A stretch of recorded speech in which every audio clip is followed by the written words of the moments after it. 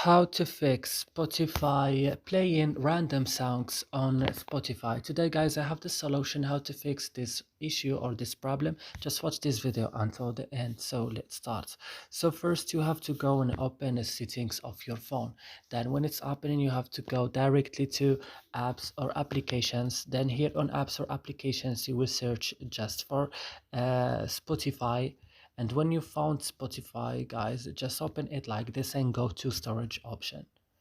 On storage option, go to clear data and click OK. Then you have to go back and you click on force stop and click OK, and then you have to update your Spotify again. And that's it. I hope this video is helpful for you. Do not forget to like, also subscribe in our channel. See you next.